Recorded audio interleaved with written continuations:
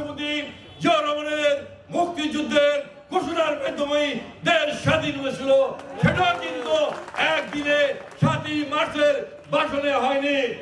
সেটা দিন দীর্ঘদিনের আন্দোলনের সর্বশেষ শহীদ রাষ্ট্রপতি জিয়া রহমানের মুক্তিযুদ্ধের ঘোষণার মাধ্যমে দেশ স্বাধীন হয়েছে। আজকে একটি গোষ্ঠী আজকে বলতে চায় 15 দিনে তারা দেশ স্বাধীন করে ফেলেছিলেন। প্রিয় সাথী বন্ধুরা, তাদেরকে বলতে চাই, আপনারা আইন মন্ত্রীর সামনে গিয়ে আইন মন্ত্রীর বাসায় গিয়ে বাংলাদেশের সেই আন্দোলনকে আপনারা বন্ধ করে দিতে চেয়েছিলেন, কিন্তু বাংলাদেশের ছাত্র সমাজ, বাংলাদেশের জনগণ সেই আন্দোলন চালিয়ে গিয়েছে। আজকে আপনারা বড় বড় কথা বলেন, বাংলাদেশের জাতীয় নেতাদের বিরুদ্ধে কথা বলেন, নেতাদের সমালোচনা করেন। আমরা বলতে চাই, রাজনীতি একদিন হয় না। আপনারা একজনে ছদ্মবেশে অনেক ছিলেন, কেউ ছদ্মবেশে ছিলেন, কেউ হয়তোবা বোরকা পরে ছিলেন। আপনারা ছদ্মবেশে থাকবেন কেন? রাজনীতি করতে হবে প্রকাশ্যে, প্রকাশ্যে চলতেন, প্রকাশ্যে কথা বলতেন। আজকে বড় বড় কথা বলেন। আমরা বলতে চাই, বাংলাদেশে এই 5ই আগস্টের ছাত্র জনতার আন্দোলনে বিএনপির 500 লোক শহীদ হয়েছে। আপনারা যারা বড় বড় কথা বলেন, আপনাদের কোন লোক শহীদ হয়নি, বিএনপির লোক শহীদ হয়েছে, সাধারণ জনগণ, সাধারণ ছাত্ররা শহীদ হয়েছে। প্রিয় সাথী বন্ধুরা, আজকে আমরা দেখতে পাচ্ছি একটি গোষ্ঠী গোলাপবাড়িতে মাছ শিকার করতে চায়। আজকে একটি গোষ্ঠী গোলাপবাড়িতে মাছ শিকার করতে চায়, যারা 71-এর যুদ্ধের সময় গোলাপবাড়িতে মাছ শিকার করতে চেয়েছিল, পারেনি।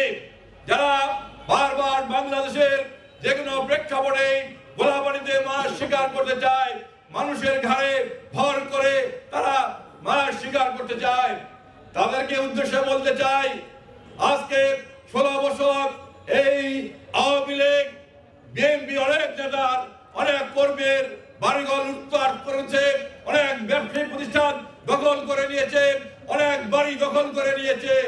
আজকে বিএনপি তার প্রতিবাদ করছে, এটা অন্যায় কিছু নয়। আর যে গোষ্ঠীটি আজকে গোলাপবাড়িতে মাছ শিকার করতে চায়, তারা 5ই আগস্টের পরে 5টি ব্যাংক দখল করেছে। কিভাবে 5টি ব্যাংক দখল করে?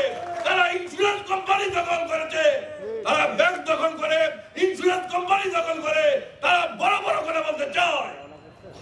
আমরা বলতে চাই, আমরা বিএনপি তারেক রহমানের নেতৃত্বে জনগণের রাজনীতি করেন, জনগণের জন্য কাজ করেন। আমরা বলতে চাই, যে কোনো জনগণের সরকারি মানুষের উন্নয়ন করতে পারে, দেশের উন্নয়ন করতে পারে। একটি গোষ্ঠী আজকে সংস্কারের নাম কথা বলে দেশে নির্বাচন আজকে পিছিয়ে দিতে চায়। ওই ভাইদের বলতে চাই, সংস্কার একটি চলমান প্রক্রিয়া। যতদিন পৃথিবী থাকবে, যতদিন দেশ থাকবে, ততদিন সংস্কার চলবে। সময়ের সাথে তাল মিলিয়ে সংস্কার করতে হবে। এই স্বাধীন বাংলাদেশে সর্বপ্রথম সংস্কার করেছিলেন শহীদ রাষ্ট্রপতি জিয়াউর রহমান। শেখ মুজিব যে বাকশাল করেছিলেন, এই বাকশাল বাতিল করে শহীদ রাষ্ট্রপতি জিয়াউর রহমান বাংলাদেশে বহুদলীয় গণতন্ত্র প্রতিষ্ঠা করেছিলেন। অর্থাৎ বাংলাদেশে প্রথম করেছিলেন, সংস্কার করেছিলেন শহীদ রাষ্ট্রপতি জিয়াউর রহমান। তার পরবর্তী পর্যায়ে সংস্কার করেছেন আমাদের নেত্রী, তিনবারের প্রধানমন্ত্রী, বাংলাদেশের সবচেয়ে জনপ্রিয় নেত্রী, দেশনেত্রী বেগম খালেদা জিয়া। আপনাদের স্মরণ আছে, বাংলাদেশে রাষ্ট্রপতি শাসিত সরকার ছিল। বেগম খালেদা জিয়া ক্ষমতায় আসার পরে বেগম খালেদা জিয়া রাষ্ট্রপতি সরকার বাতিল করে সংসদীয় সরকার প্রতিষ্ঠা করেছিলেন। এটা একটি বিরল ঘটনা। তাই আজকে সংস্কার সরকার বলে নির্বাচনকে পিছিয়ে দেওয়ার কোনো সুযোগ নেই।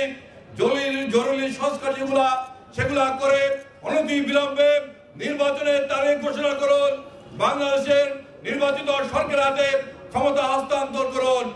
প্রিয় সাথী বন্ধুরা, বক্তব্য দীর্ঘায়িত করব না, শুধু বলতে চাই এই পালিয়ে যাওয়া গোষ্ঠীটি আজকে ভারতে বসে ভারতের সাথে মিলে দেশের বিরুদ্ধে, জনগণের বিরুদ্ধে, বাংলাদেশের স্বাধীনতা সার্বভৌমত্বের বিরুদ্ধে আজকে চক্রান্ত করছে, ষড়যন্ত্র করছে।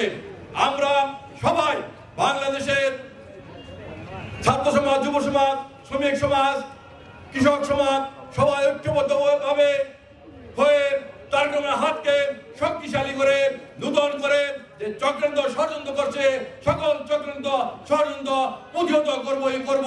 আজকের এই কর্মী সভায় সেই শপথ নেওয়ার আহ্বান জানিয়ে আমি আমার শুভেচ্ছা বক্তব্য শেষ করছি। খোদা হাফেজ। বাংলাদেশ জিন্দাবাদ, বাংলাদেশ জাতীয়তাবাদী স্বেচ্ছাসেবক দল জিন্দাবাদ। প্রিয় সাথী বন্ধুরা, আরেকটি কথা বলতে চাই,